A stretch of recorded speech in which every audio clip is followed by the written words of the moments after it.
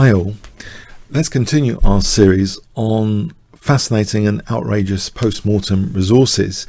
Now this one was one of the more outrageous recently against an IOSC 2515 on the ICC auto pairing. And I had gammed to pawn for what I thought was an interesting game here, and was pushing on the queen side.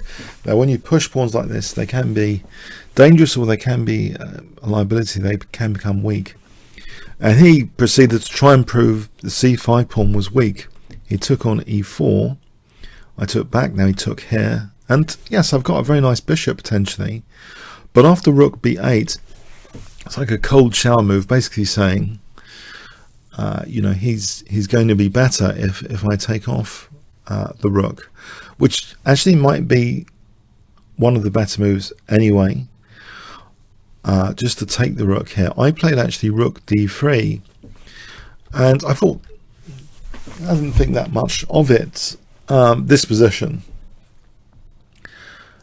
but it's amazing how a lot of chess tactics recently, so far in this series, are all about neglect. Forcing the opponent to neglect key squares. It seems to be such a powerful thing, and I guess neglect, when you're playing someone really high rated on IM or GM, you assume that they're covering everything all the time in every possible circumstance, but that's simply not the case. Forcing moves, especially outrageous ones, can show that actually they're not covering everything in every circumstance.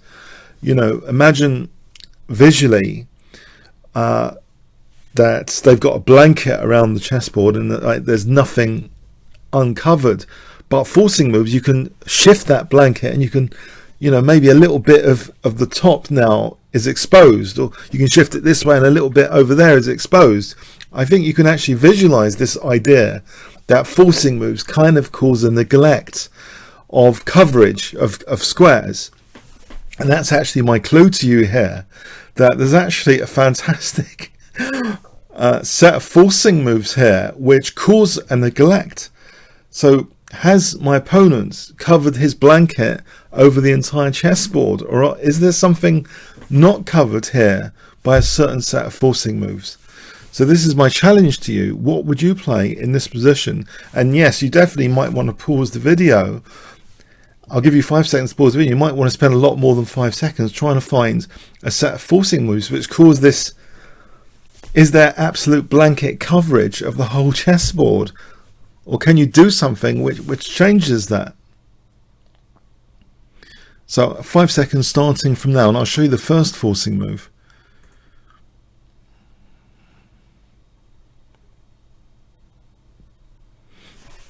Okay, completely outrageous looking c6. Well, it's dropping the rook, right? For what seems to be actually losing the exchange. If rook takes, then okay, we're losing the exchange, aren't we? Now, let's imagine black ignores this rook and plays here. Then white's going to be better with rook b5, hitting a5 and e5. If black protects e5, then we can snap off a5. And yeah, it's just nice. It's just a nice position. Okay. Now, so let's go into the main line, which is black takes here. Is there any element of neglect? Is the blanket covering everything? Can we stop the blanket covering everything? After c takes, black is virtually forced, right, to play queen takes, because otherwise there's rook c8 check. So we have this position. Now here, is there any issue of neglect? Basically, can you see a move for white which the blanket is not covering the entire chessboard? So there's a powerful move for white which is basically creating a winning advantage here. Absolutely stunning move. If I give you 5 seconds to pause the video.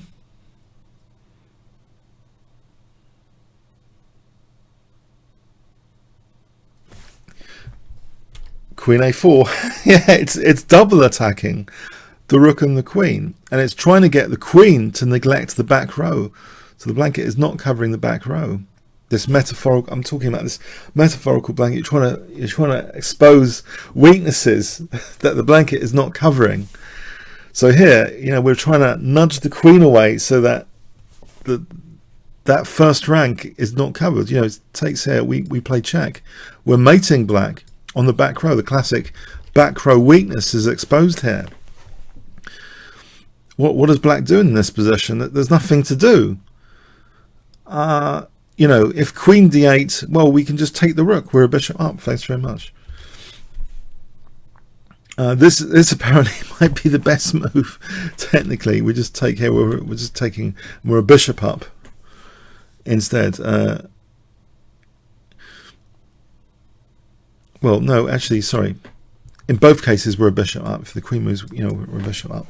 So yeah, this concept of neglect. I'm trying to think of it.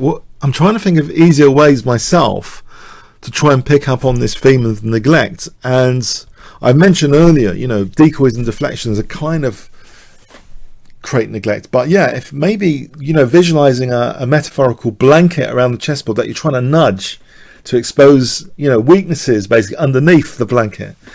But, I think even if the opponent's a GM, super GM, yeah, there's forcing moves in a blitz game which look crazy, but they can cause this neglect, what I call it. But anyway, I hope you found this interesting enough to justify the second installment in this series.